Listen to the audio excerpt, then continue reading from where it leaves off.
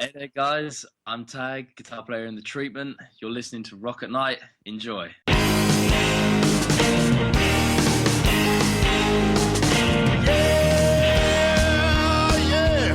are you ready?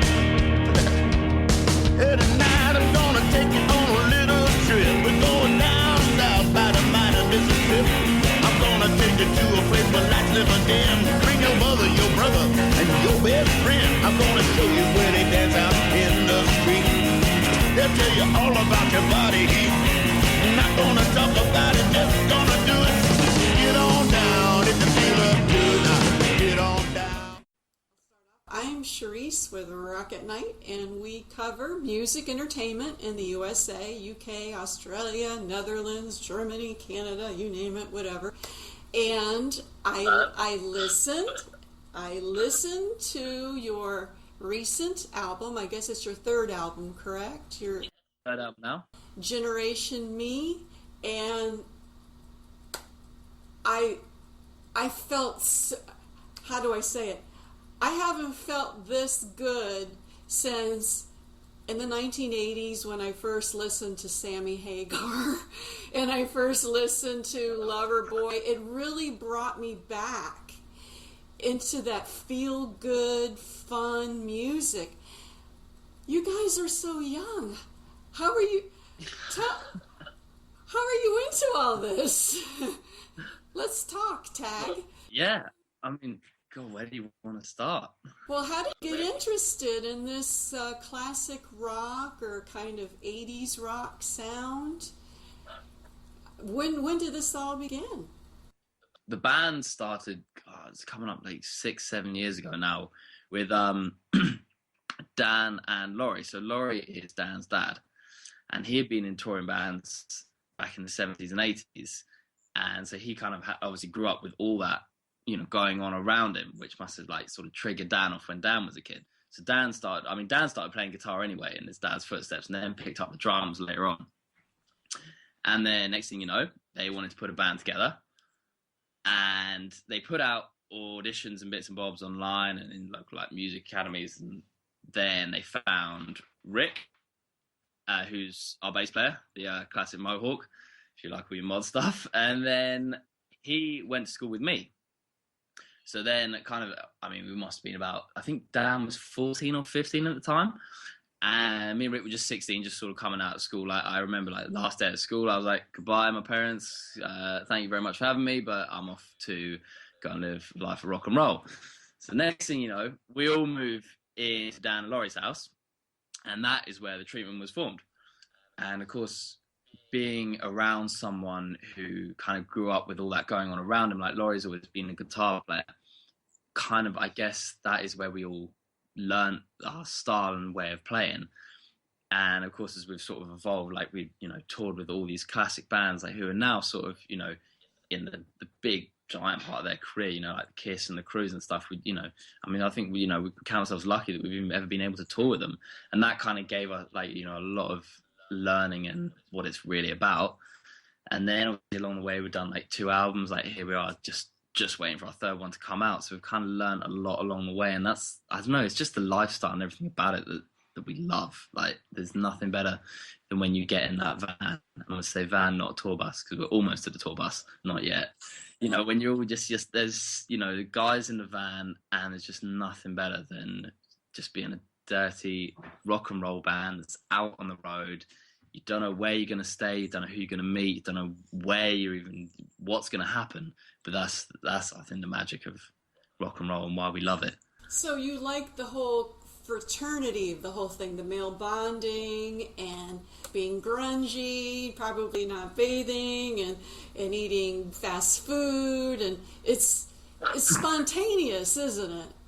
Yeah, come on, we love the spontaneous. I mean, personally, everyone loves a wash, but when you're just out touring, you don't know where you're going to end up. Some nights we'd slept in a field back in the early days when there was no money around. Then the next night you could be in a 5-star hotel. You never know where you're going to end up. It's great. I remember one night we ended up in Paris, parked up on the side, and little did we know we were in a red light district. You know what I mean? Like, you just never know where you're going to end up. Now, You got to, obviously, like you said, tour with Kiss and Motley Crüe. I mean, at a very young age. Wasn't this a little intimidating or scary meeting them at first? The first big tour we did was Alice Cooper. I think at the time, I think Dan maybe was just 18. And I mean, we're all sort of like, 17, 18. It was, I think because we were so young, we didn't kind of realize how massive this thing was. And then we've all, because we've done it since such a young age, just become so like part of who we all are as people. And so amazing that it's never really, I think, scared us or been a daunting task to go do it. It's just been incredible and the best experience ever. And then when we went out to America, I remember that it was, I think America was probably the most daunting one because it was a 5-band and Laurie. I mean, there was no one else who came out with us.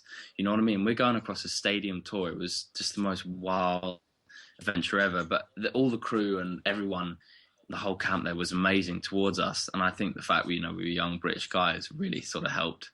But everyone was so accommodating and just great towards us. And it was just an incredible experience to, just travel America. I mean, it's somewhere we've always wanted to come back. Like we loved it, and it was just brilliant. We saw the whole country. I think we did almost every single state, I think, on the tour. So it was, I mean, we were away for nearly 4 or 5 months. Now, did you go to Florida? We did indeed. I live like maybe an hour from Disney. I remember we played, now you're going to have to excuse me, my geography is terrible. You have to remember I pretty much failed school. But Tampa, Florida, right? I live right near, in between Tampa and Orlando. Did you play this area? Actually, we played the House of Blues in Orlando. We did a head. I shoot photos there a lot. Have to come. We are definitely coming back, don't worry. The weather is good here and you can go to Disney. I do miss the weather, I've got to say. There's just something quite tragic about it over here in England. Like, I think you just nick all the good stuff and we just get left with whatever's left. Think of American audiences. Did we treat you well when you came over here, I hope? You guys were amazing. Like, the great thing about an American audience is they're really accepting and open to a new band. Like, when we were opening up for Kiss and Crew, it's obviously there's 2 legends there. And sometimes you're that half hour before who they really want to see. And so, but every night was just, we'd walk out and people was there listening to us. It was great. There was no like, oh, we won't give these guys a chance. The crowds were just incredible. Everyone gave us a really good chance. And I mean, every night we'd go out to the merch and go do some signings and stuff. And we would just get, it was chaos. It was just people everywhere trying to get, signatures. It was just so like warming as a band to travel out there to get that sort of response. It was amazing. We would just mob almost every night when we came off, and to us that was the dream. It was great. What's the most memorable thing about touring with these bands in the US? Anything funny or interesting? What pops into your head?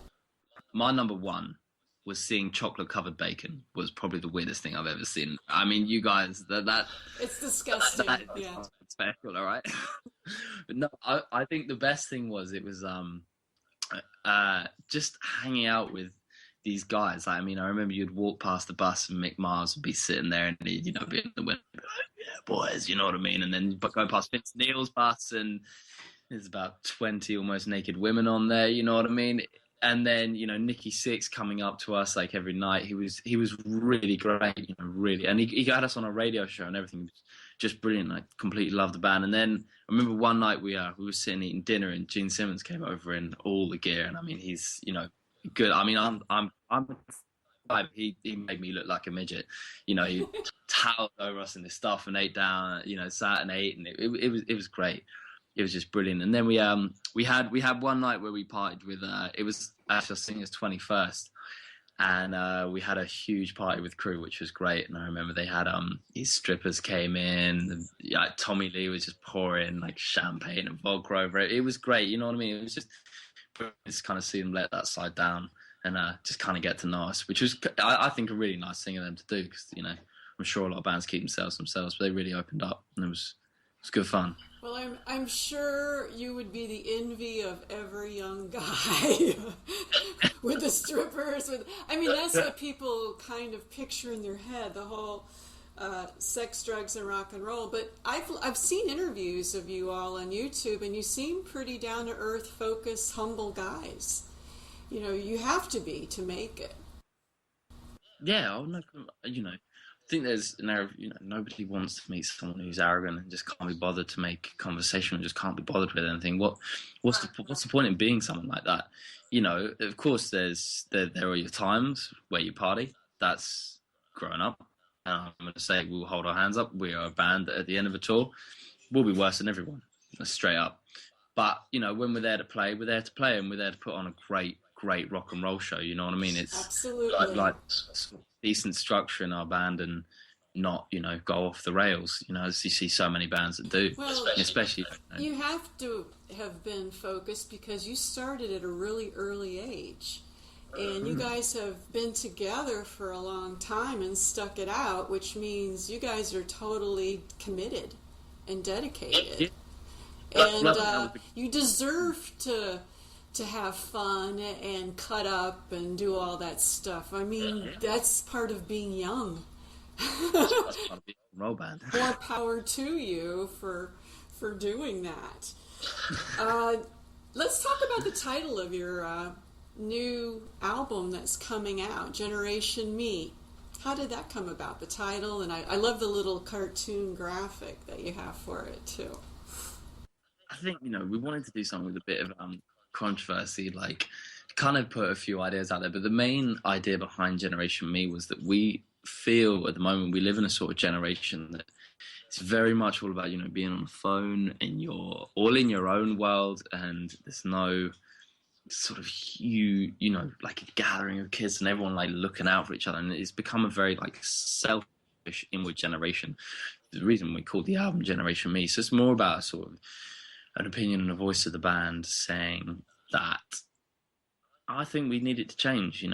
There's nothing wrong with going out to a rock and roll show and not tweeting about it every 2 seconds, just being there and thank you show, you know what I mean? I know exactly what you mean. Record it because I don't need to watch it next day. I've got it up here, you know what I mean? But it was, big thing about, the generation just not giving. We just feel like there's quite a selfish part of our generation, which we're, trying to change. But obviously, at the same point, there's a lot of songs on there about just going out and having a great time as well. But that was the sort of concept behind the album, because the last two albums haven't really had a kind of concept of being very straight up rock and roll. But, we were 18 when we first did, This Might Hurt. We're now, slightly older, and we've gone around, we've toured the world, and learned a little bit more about who we are as people and what life is about. And that's sort of why I went in a bit of a different direction on that one. And I think as well, it's really made up for a much more interesting album that's kind of goes a little bit deeper than what we had done before. Well, it's interesting. I liked it because it seems everybody is their own reality show nowadays. If you look at Facebook and like you said, Twitter with followers, everybody thinks the world revolves around them. Yeah, no, completely. And that's what we're trying to say. That's why I really, really like the title and the concept, to be honest, because you're saying what everybody's thinking, but nobody's really said. Exactly. And it's your generation. And speaking of your generation, do they really get into your music? Because your music kind of has that nostalgic retro feel, that kind of 80s rock, 70s. Do they get what you guys do? Yeah, we have some kids. I mean, you have to remember, rock isn't king at the moment, but we're going to bring it back, and that's the main key. But we definitely appeals to a much younger audience, and I think the way we look now, people always say, "Oh, why did you cut your hair?" You have to remember, we're all grown up as well. We like to change. As a band grows, it does change. And I think we've got a much better image now. And I think with our first two albums, where they were very straight up rock and roll, the Generation Me has got a very different edge to it, which I think is great, and it definitely appeals a lot more. And I think it's really gonna hit home. And you say kids of our generation aren't into rock, but rock is still huge over here in the UK, and it's massive in America. It's huge out in Australia. It's still a giant market. It's and it always will be. It's the best music in the world. I definitely noticed the different style, and like you said, even the way you look. Is it your brother's in the band now, correct? Because I noticed the way you guys dress, the hair, the whole thing is a little bit different. Before it was more kind of 70s classic rock. Now it's more like you've moved up a decade. Exactly, yeah. It's kind of like your Motley Crüe, like kind of like Van Halen used to be when back in the 80s too. And I love it. I noticed the songs are almost like an anthem. Let It Begin. The first time I heard that, I saw the video, and I said, my God, I have to hear the rest. I have to hear the whole album. So then I went to play the album in my stereo, and immediately I just started dancing. It's one of those things, your songs are memorable. You can sing along, and they're such high energy. How does your writing different now that you have a different lineup? What is your process now with the new lineup? Well, it's still like, bearing in mind the album was being written between, so it was, obviously we lost 2 members, so it was just me, Dan and Rick that were left with Laurie. So before any of the other boys came along, a lot of the writing had been done between the 4 of us anyway. And that was kind of the way it's always been. It's always been, Laurie comes in, he produces, he does everything, he records. He's such a huge part in helping this band be where it is. And, would take, all his years of experience, and he puts that all into us, which is why I don't think the writing process changed a huge amount for this album. I just think we had a lot of, experiences and a lot of, I'm not going to lie, a lot of backstabbing and just generally pretty nasty stuff put our way, which I think really has brought like much more of a passion into this album. We're like 3rd one in now, and this is really like, this is it. This is going to happen. Which, was a big thing, like Let It Begin. Here's a start. Here's a fresh, new members. This is this band. We are on fire now, let it begin to world domination for us, pretty much. And that was, I think, the great thing about this album as well, is we came over so much to get to where we are now. But in terms of what you said about the writing process, it's still been all pretty much the same, which is why I think the album doesn't sound completely different from what we've done in the past. You know what I mean? We haven't gone from a rock band to some pop band or something. You know what I mean? We are still we are the same as how we were, just grown up a little bit. Well, since you're the guitarist, I noticed the way it sounds almost like you're using vintage equipment. Are you? As far as your effect pedals and stuff like that, it has a vintage sound to it. You're smiling. Yeah, I play music too, so. We've always been a band that sounds kind of strange. We've never ever really used any effects at all. We've always been like a straight up plug into the head and go. The only difference that we did with this album was we recorded it all live. Basically, Laurie is quite good friends with Steve Harris from Iron Maiden, and they used to tour back in the day. And so we recorded the whole album down at Steve Harris' house, which was great. So we all, for the first time, set up in a room as a band and captured that live feeling. Maybe that might be where you feel like maybe more retro or whatever, and that I think created a lot more of the energy that's in the album, and just it was sort of more spontaneous. I mean, some of the songs were written almost on the spot there, which is it just had such a good vibe. And when we heard it back, we were like, yeah, this is it. What's your favorite songs? I'll tell you mine after. Do you have a favorite song or a couple songs that you really like? Oh man, I think Let It Begin has always been, for me, my all-time favorite band is AC/DC. That classic hard rock sound. Yeah, that is it. You don't even have to say it. You just do that. You don't have to say anything. Yeah. And for me, it's the most sort of, I'm not going to say any bad words here, but just all out rock and roll is what is that song's about. You know what I mean? So I love that. And then I really like I Know She Knows. For me, it's just got something a bit different about it.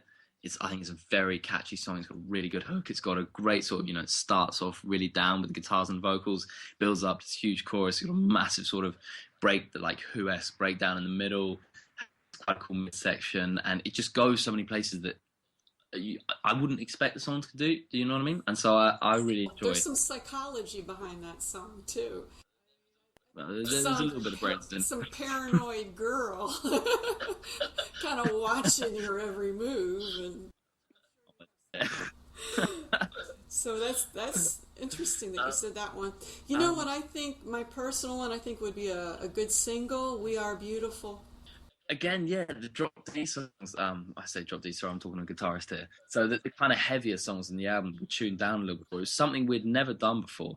The first time we've done it on this album, and I just think we had a really cool new place we sort of went. You know what I mean? And they got much more of a kind of heavier vibe, but still that classic sound as well. But yeah, I'm glad you picked up on that one. It is actually, you know what? I always forget about it because these songs we'd had actually written for quite a long time before. They kind of feel like almost old songs to us, although they're new to you because you've only just heard them. We've been playing them and jamming them for almost a year now. But yeah, I analyzed each song. I'm very impressed. That song, the ones I like, you have harmonies. Mm-hmm. I like The twin that I guitars. like you have the harmonies, and also you're doing the double guitar riffs almost like the Allman Brothers do, where you're both playing simultaneously the same. I picked up on that, and it's just, you talk about, is this the one I have down? You talk about walking in the sun, and the great rock grunt, the in the middle of it. Yeah. The whole construction of the song is a winner. I really like that. The message, personally, I think that would be a great single. Well, maybe we'll have 11 singles. Yeah.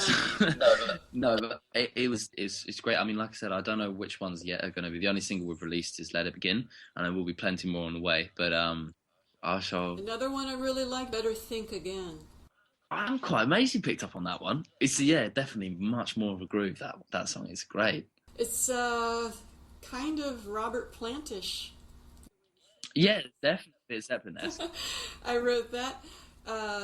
Great guitar intro. I like the way Mitch is singing. He kind of does the screaming, kind of Robert Plantish, or like Roger Daltrey. And a lot of the songs, he has kind of the Roger Daltrey kind of wail going on.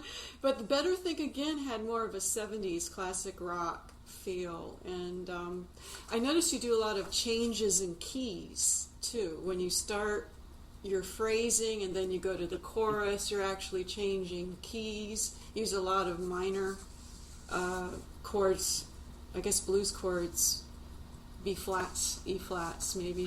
Mm-hmm. I think again, it's just with I just bumped my way through it. It's alright. But I definitely think with this album anyway, we definitely sort of push things and taking things to a different level. I mean, maybe it's because Mitch came along, trying new things as well. I think we'd also got to a point that we'd done 2 great rock and roll albums, are kind of ready to show another side of the band. You know what I mean? Like something a bit more. And I think again with Backseat Heartbeat, I don't know if you picked up on it, but it's definitely a very different side to us. And I think just one with an incredible chorus and just going in a place that maybe people didn't think we could or we haven't before. And I think it just shows a brilliant side. I mean, that's another one of my favorites on the album. What I like about is the lead guitar riffs. Yeah, well, yeah. Again, That's what makes it a classic sound. A lot of the new music is just simply power chords. Mm-hmm. You actually have a structure to the songs, and you do the lead guitar riffs, which I love. And I think that's one reason I really like the album a lot.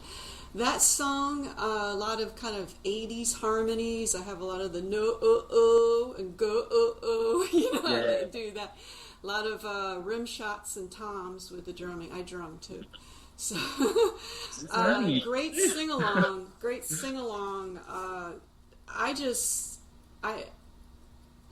don't want to sound like I'm BSing, but I really love this album. I listen to a lot of albums Thank you so much. And as soon as I heard you guys, I was like all over it. That's why I'm really, really wanting to see you guys get out there, get back to the States, and get your music out there, because it deserves to be, I feel. I think, yeah, again, just wanted to come back to America. It's such a huge country that it's not something you can just go, oh, we'll come out there for a week. Something you commit to, you go out there. And I think, when this album comes out, hopefully we'll get it out there. And like I said, it's just going to, in my mind, I think it's just too good not to kick off. And I think we'll be back out there very soon. I really hope to be.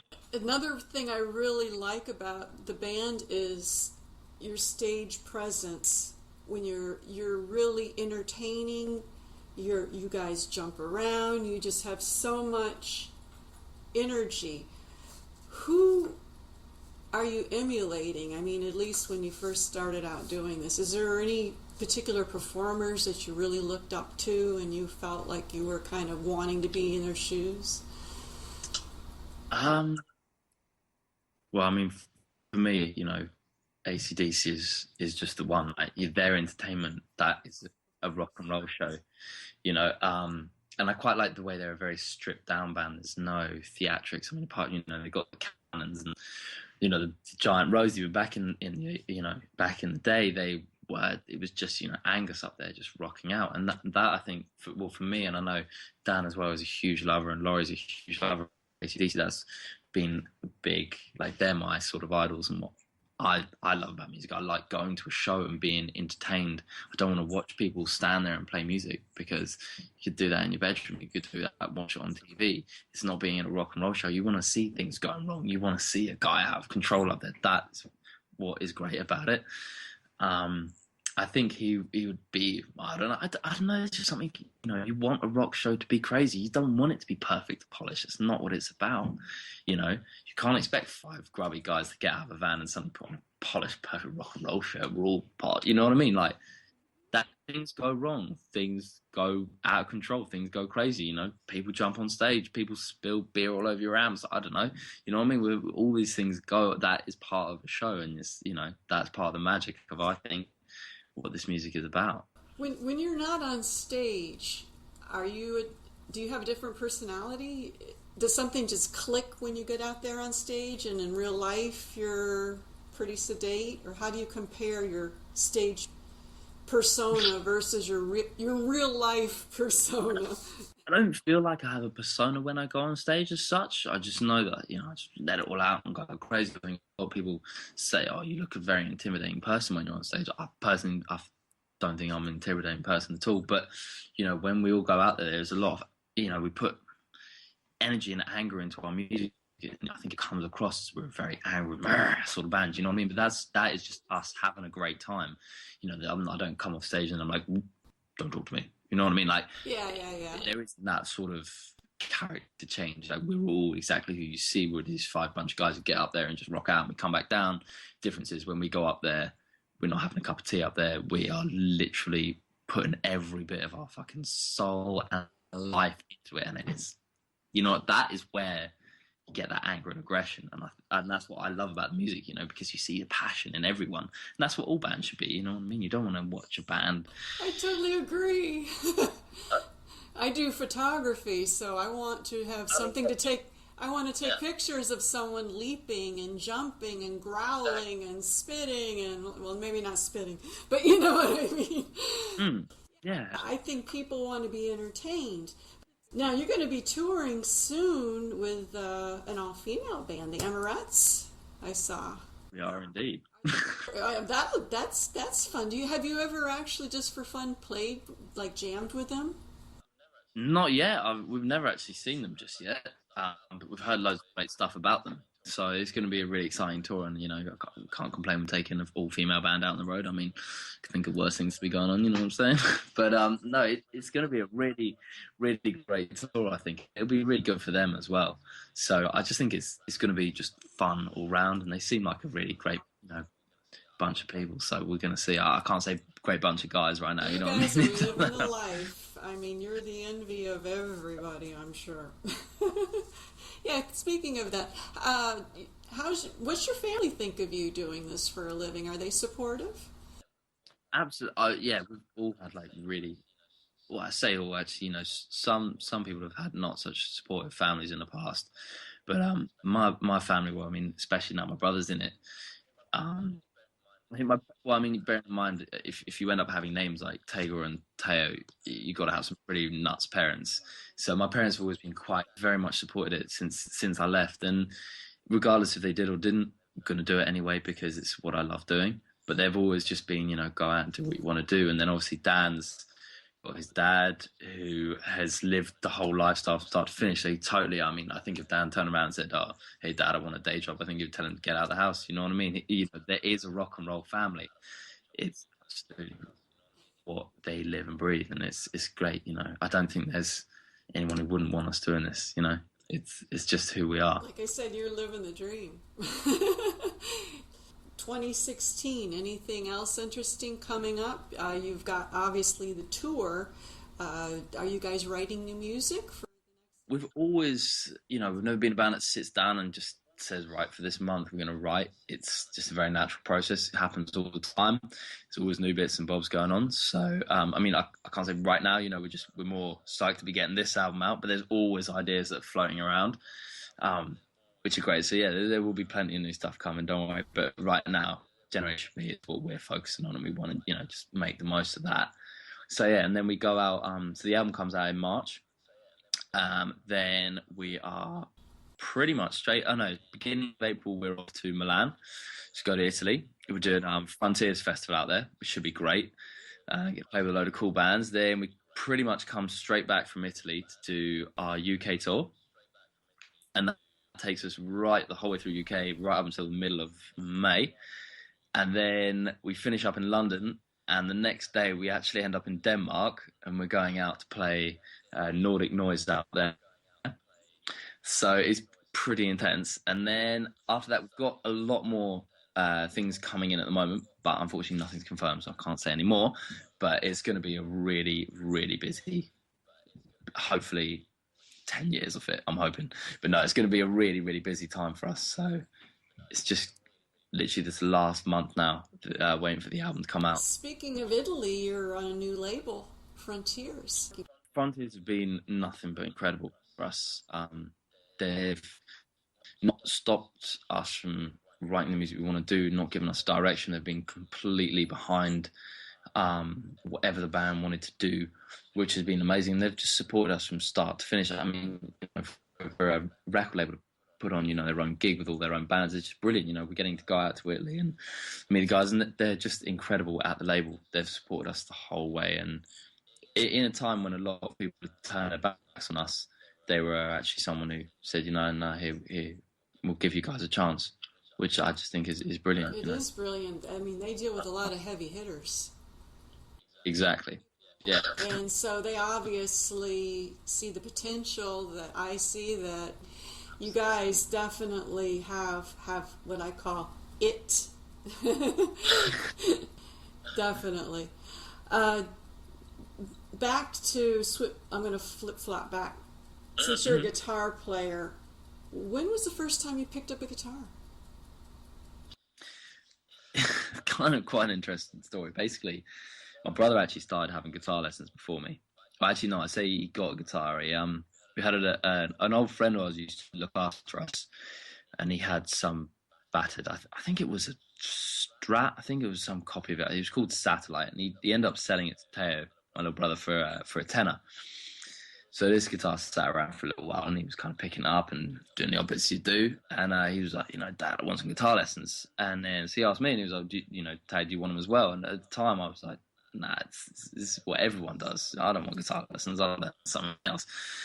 And so he went along and had his first guitar lesson, and then he comes back, he plays me a few bits, and next thing you know, I'm like, nah, I've got to do it. So we both started actually playing guitar at the same time. Oh my goodness.